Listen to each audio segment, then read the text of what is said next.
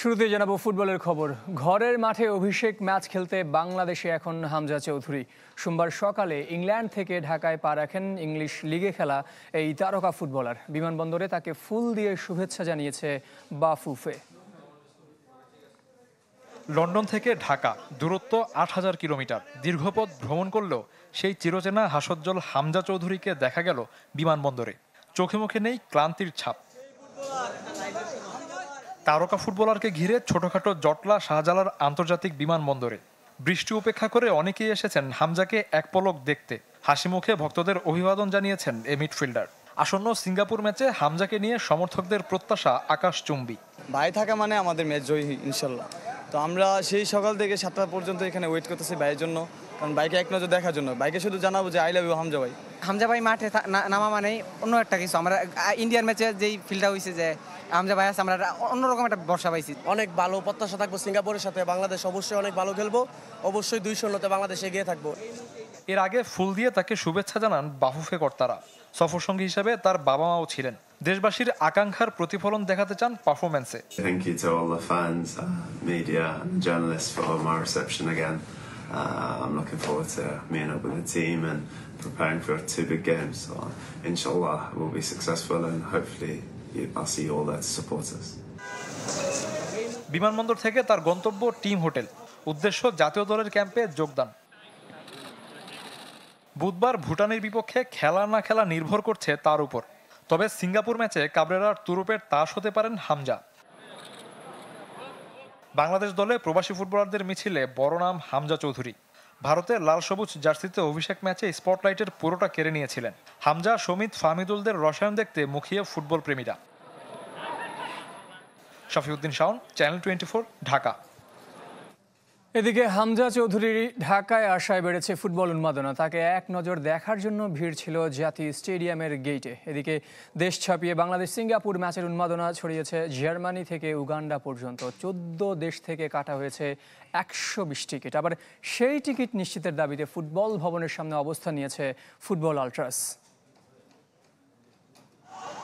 হামজা চৌধুরীকে দেখার জন্য জাতীয় স্টেডিয়ামের গেইটে সাধারণের ভিড়। গত কমাসের ধারাবাহিকতায় এমন ভিড়ে অভ্যস্ত দেশের ফুটবল অঙ্গন। সবার মাঝে আলাদা আলী হোসেন রানা। হামজার সাথে এক ফ্লাইটে নেমেছেন ঢাকায়। বিমানবন্দর থেকে আবার জাতীয় স্টেডিয়ামে এসেছেন ফুটবল উন্মাদনার সাক্ষী হতে। বিমানে তারকা ফুটবলারের সাথে কথা হয়েছে, নিয়েছেন অটোগ্রাফ। তিনি আরও এক কারণে ভাগ্যবান, পেয়েছেন 4 ও 10 জুন ম্যাচের টিকিট। হামজা বাবাকে সাথে দেখা, এরপরে হামজা খুবই এক্সাইটেড। কিন্তু মজার বিষয় হচ্ছে হামজার হেডফোনটা কিন্তু সিটের নিচে পড়ে গেছিলো। পরে কেবিনকো হেডফোনটা তুলে সবাই একটু মজা করলো। সকালে ঢাকা নেমে বিকেলে দলের সাথে অনুশীলন করেছেন হামজা। ভুটানের বিপক্ষে ম্যাচ সামনে রেখে শুধু সোম আর মঙ্গলবারই মাঠের অনুশীলন বাংলাদেশ দলের। ম্যাচ ডেট দিন বুধবার ভোরে দলের সঙ্গী হবেন সমিত সোম। ফুটবলারদের বোঝাপড়া নিশ্চিত করা আর দায়িত্ব বুঝিয়ে দেওয়ার চ্যালেঞ্জ হেড কোচ হাভিয়ের কাপরেরার। 10 জুনের সিঙ্গাপুর ম্যাচ ঘিরে দেশের বাইরেও আছে উন্মাদনা। বাংলাদেশের বাইরে 14 দেশ থেকে কাটা হয়েছে ম্যাচের টিকিট। সবচেয়ে বেশি 27 টিকিট কাটা হয়েছে জার্মানি থেকে। বাংলাদেশের প্রতিপক্ষ সিঙ্গাপুর থেকে কাটা হয়েছে 17টি। হামজা চৌধুরী কিউবা মিচেলের যুক্তরাজ্য থেকে 13 টিকিট কিনেছেন সমর্থকরা। তালিকায় আছে সৌদি আরব, যুক্তরাষ্ট্র, আরব আমিরাত, Australia, Oman, Bharat, Canada, Netherlands, France, Brazil এবং উগান্ডা। এদিকে টিকিট নিয়ে দেশে দেখা দিয়েছে নতুন সংকট। ফুটবল সমর্থকদের সংগঠন বাংলাদেশি ফুটবল আলট্রাস অন্তত 1000 টিকিট ক্রয় নিশ্চিতের দাবিতে সোমবার অবস্থান নেয় ফুটবল ভবনের সামনে।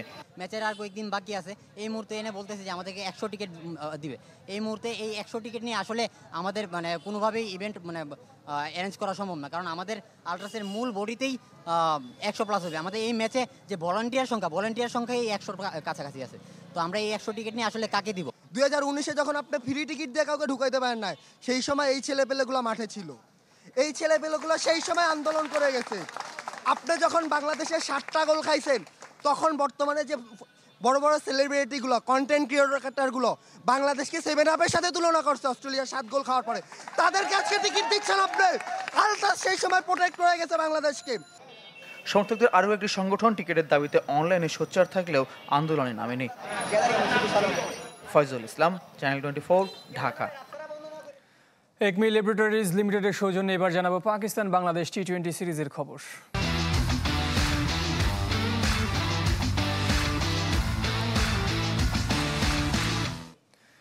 পাকিস্তানে ব্যর্থ মিশন শেষে দেশে ফিরেছে বাংলাদেশ দলের একাংশ। দ্বিতীয় ধাপে রাতে আসবেন বাকি ক্রিকেটাররা। টি-20তে পাকিস্তানের কাছে হোয়াইট ওয়াশ আর তার আগে আরব আমিরাতের বিপক্ষে সিরিজ হেরে বিপর্যস্ত টিম বাংলাদেশ। দেশে ফিরে ঈদের ছুটি কাটাবেন ক্রিকেটাররা। 10 জুনের মধ্যে শুরু হবে শ্রীলঙ্কার বিপক্ষে পূর্ণাঙ্গ সিরিজের জন্য ক্যাম্প।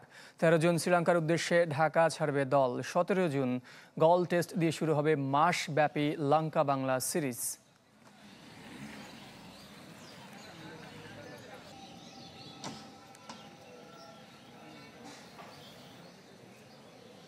দেশের 1 নম্বর গ্যাস স্টোভ আরএফএল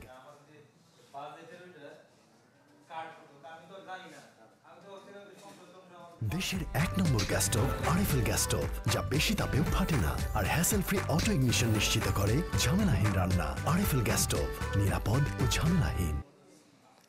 পুরনো ছন্দে ফিরেছেন এবাদত হোসেন। এবার নির্বাচকদের কলের অপেক্ষায় তিনি। শ্রীলঙ্কার বিপক্ষে টেস্ট সিরিজের জন্য শতভাগ প্রস্তুত এই ডানহাতি পেসারদের মধ্যে প্রতিদ্বন্দ্বিতাকে ইতিবাচক হিসেবে দেখছেন এবাদত। লঙ্কা সফরে ভালো কিছু হবে বলে প্রত্যাশা টাইগার পেসারের। 2 বছর হলো বাংলাদেশের জার্সিটা আর গায়ে ওঠেনি এবাদত হোসেনের। আফগানিস্তানের বিপক্ষে সিরিজে এসিএল ইনজুরিতে পড়েন ডানহাতি পেসার। এরপর লম্বা সময় ক্রিকেটেরই বাইরে ছিলেন। গেল বছর নভেম্বরে মাঠে ফিরলেও চেনা ছন্দ থেকে ছিলেন বহু দূরে। তবে ঢাকা প্রিমিয়ার লিগে আবারও পুরনো ঝলক দেখা গেছে। টেস্ট ক্রিকেটের জন্য এখন শতভাগ প্রস্তুত সেলুটম্যান এবাদত।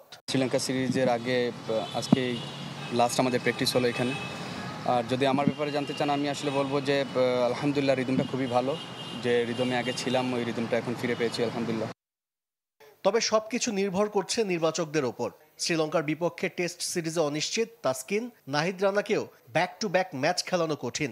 সেক্ষেত্রে স্কোয়াডের সুযোগ পেতে পারেন এবাদত হোসেন, যদিও এখন পেসারদের মধ্যে প্রতিদ্বন্দ্বিতা অনেক বেশি। আমরা চাচ্ছি যে সব বোলার যারা আছে আমরা টেস্ট লেন্থে বল করতে এবং ব্যাটসম্যানরা যাতে খুব কমফোর্টেবলি যাতে না খেলতে পারে, ভালো বলগুলো ছাড়ে এবং ভালো বলগুলো ডিফেন্স করে। বাজে বলগুলো ব্যাটসম্যানরা পানিশ করছে। সব ওভারঅল পুরো টিমের সবাই খুব ভালো আছে। ঈদের আগে শেষবার মিরপুরে অনুশীলন করেছে টেস্ট ক্রিকেটাররা। মুশফিক, মুমিনুলদের মতো অভিজ্ঞদের সাথে নিজেদের ঝালাই করে নিয়েছেন মাহমুদুল হাসান জয়, নাহিদ রানারা। লঙ্কা সফরে ভালো কিছুর প্রত্যাশা এবাদত হোসেনের। পেস বোলিংয়ে আমাদের বিশেষ করে সবাই এখন খুবই ইকুয়াল। আপনি দেখবেন যে এমন একটা হেলদি একটা কম্পিটিশন আমাদের শুরু হয়েছে। সো সবাই ইকুয়াল, আপনি যে কাউকে প্রত্যেকটা যে কোনো ফরম্যাটে আপনি নিতে পারেন। সো এই জিনিসটা আমার কাছে মনে হচ্ছে যে আমাদের জন্য খুবই ভালো, আমাদের পেস ডিপার্টমেন্টের জন্য। আমরা একজন আরেকজনকে কম্পিট করতেছি, সবাই 19-20। ঈদের ছুটির পর 10 তারিখে আবারও মিরপুরে শুরু হবে ক্যাম্প। 13 জুন শ্রীলঙ্কার উদ্দেশ্যে ঢাকা ছাড়বে টাইগাররা। আশিক রুদ্র, চ্যানেল 24, ঢাকা। আদালতে গিয়েও শেষ রক্ষা হলো না ফারুক আহমেদের। ক্রিকেট বোর্ডের সভাপতি ইস্যুতে সাবেক এই অধিনায়কের করা রিট আমলে নেয়নি হাইকোর্ট। যেভাবে ফারুক আহমেদ সভাপতি হয়েছিলেন একইভাবে গঠনতন্ত্র অনুযায়ী আমিনুল ইসলাম বুলবুল সভাপতি হয়েছেন, জানিয়েছেন বিসিবির আইনজীবী। 5 আগস্ট ছাত্র জনতার অভ্যুত্থানের পর অনেক প্রত্যাশা নিয়ে ফারুক আহমেদকে বিসিবি সভাপতির চেয়ারে বসিয়েছিল অন্তর্বর্তী সরকার। কিন্তু 1 বছর না যেতেই মুদ্রার উল্টোপিঠ দেখে জাতীয় ক্রীড়া পরিষদ। নানা অনিয়ম দুর্নীতির অভিযোগে পদচ্যুত হন বিসিবির সর্বোচ্চ অভিভাবক। নতুন বোর্ড সভাপতির দায়িত্ব পান আমিনুল ইসলাম বুলবুল। তবে এভাবে পদ থেকে সরিয়ে দেয় আত্মসম্মানে লাগে ফারুকের।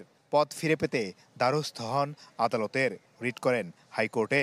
সোমবার রিটের প্রাথমিক শুনানির পর হাইকোর্ট রিটটি কার্যতালিকা থেকে বাদ দিয়ে দেন। আদালত শুনেছেন, আদালত মনে করেছেন যে না, এটা রুল দেওয়ার মতো অবস্থায় নাই। ওনারা আলোচনা করে এটা আউট অফ লিস্ট করে দিয়েছেন। এদিকে রিটের গ্রহণযোগ্যতা নিয়ে প্রশ্ন তুলেছেন বিসিবির আইনজীবী। পিটিশনার নিজে কিন্তু ইলেক্টেড ছিলেন না। পিটিশনার ও কাউন্সিলর হিসেবে প্রথমে অ্যাপয়েন্টমেন্ট পেয়েছেন এবং ক্রীড়া উপদেষ্টা ওনাকে, উনি নিজেই স্বীকার করেছেন যে ক্রীড়া উপদেষ্টা এবং এনএসসি থেকে ওনাকে অনুরোধ করা হয়েছিল বিসিবির সভাপতির দায়িত্ব গ্রহণের জন্য। ফারুক আহমেদের আইনজীবী বলছেন তিনি এখনো ক্রিকেট বোর্ড সভাপতি। তিনি এখনো পর্যন্ত বাংলাদেশ ক্রিকেট বোর্ডের পরিচালক হিসেবে আছেন, কারণ জাতীয় ক্রীড়া পরিষদ গত 30শে মে শুক্রবার বন্ধের দিন যে আমিনুল ইসলাম সাহেবকে নিয়োগ করেছেন পরিচালক হিসেবে, এটা তো আমরা বলেছি এটা সম্পূর্ণ অবৈধ। বিপিএল সংক্রান্ত সত্যানুসন্ধান কমিটির প্রতিবেদন এবং 9 জন বোর্ড পরিচালকের 8 জনের অনাস্থা বিবেচনায় নিয়ে এনএসসি গত বৃহস্পতিবার গভীর রাতে পরিচালক পদে ফারুকের মনোনয়ন বাতিল করে। ফলে স্বয়ংক্রিয়ভাবে সভাপতি পদ হারান তিনি। মাসুদুর রহমান, চ্যানেল 24, ঢাকা। মোটা অঙ্কের বাজেট বেড়েছে ক্রীড়াঙ্গনে। 2025-26 অর্থ বছরে যুব ও ক্রীড়া মন্ত্রণালয়ের জন্য 2423 কোটি টাকার বাজেট প্রস্তাবনা করেছেন অর্থ উপদেষ্টা ডক্টর সালেহ উদ্দিন আহমেদ, যা গতবারের সংশোধিত বাজেটের চেয়ে 842 কোটি 21 লাখ 63 হাজার টাকা বেশি। মোট বাজেটের 1880 কোটি 37 লাখ টাকা উন্নয়ন খাতে ও বাকি 982 কোটি 63 লাখ টাকা পরিচালনা খাতে ব্যয় ধরা হয়েছে। 2025-26 অর্থ বছরে যেসব প্রকল্প বাস্তবায়ন করা হবে তার মধ্যে উপজেলা পর্যায়ে মিনি স্টেডিয়াম নির্মাণ, বিকেএসপির প্রশিক্ষণ সুবিধা বাড়ানো, নড়াইলে বীরশ্রেষ্ঠ নূর মোহাম্মদ স্টেডিয়াম ও টেবিল টেনিস স্টেডিয়ামের সংস্কার অন্যতম। ক্যান্সার প্রতিরোধক ঔষধ সহ সকল ধরনের ঔষধ ছিল। চ্যাম্পিয়ন্স লিগের মৌসুম সেরা দলে পিএসজি ফুটবলারদের আধিপত্য। 11 জনের 7 জনই চ্যাম্পিয়ন দলের সদস্য। বার্সেলোনা তারকা লামিন ইয়ামালকে পেছনে ফেলে আসরের সেরাদের সেরা হয়েছেন ওসমান দেমবেলে। সেরা উদীয়মান ফুটবলার, গোলরক্ষক সব পুরস্কারই পিএসজির দখলে। এক পেশে ফাইনাল জিতে চ্যাম্পিয়ন্স লিগে ইতিহাস গড়েছে পিএসজি। টুর্নামেন্টের মৌসুম সেরা দলে তো বটেই, উয়েফার প্রত্যেক ক্যাটাগরিতেই চ্যাম্পিয়নদের জয় জয়কার। আসরে সেরা ফুটবলারের মুকুট ওসমান দেমবেলের। 8 গোল আর 6 অ্যাসিস্ট নিয়ে ফ্রেঞ্চ ফরওয়ার্ড পেছনে ফেলেছেন বার্সেলোনার লামিন ইয়ামাল ও রাফিনিয়াকে। নকআউটে ম্যাচ জেতানো পারফরমেন্সের কারণে তাকে এগিয়ে রেখেছে উয়েফার টেকনিক্যাল অবজারভার গ্রুপ, যে পুরস্কার ট্রেবল জয়ী দেমবেলেকে আরও এগিয়ে দিয়েছে ব্যালন ডিওরের রেসে। সেরা তরুণ তুর্কির দৌড়েও হেরে গেছেন লামিন ইয়ামাল।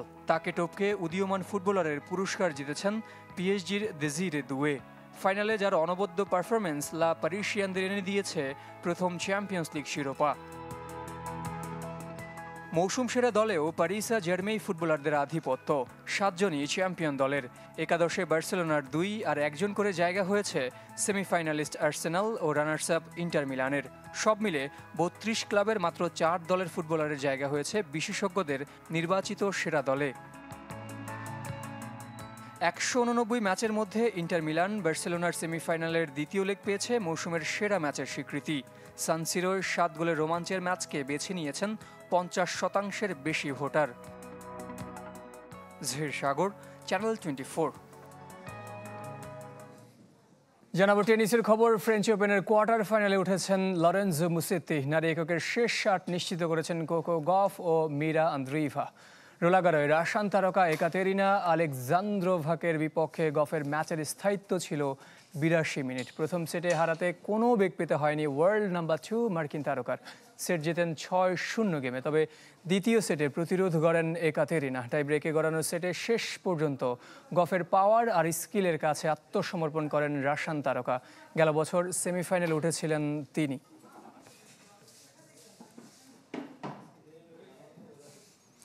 এই ছিল কুল স্পোর্টস 24 এখনকার আয়োজনে। খেলা সব আপডেট ও রিপোর্টগুলো দেখতে ভিজিট করুন আমাদের ওয়েবসাইট ও ফেসবুক পেজ facebook.com/sports24 টিমে। সবাইকে ধন্যবাদ সাথে থাকার জন্য।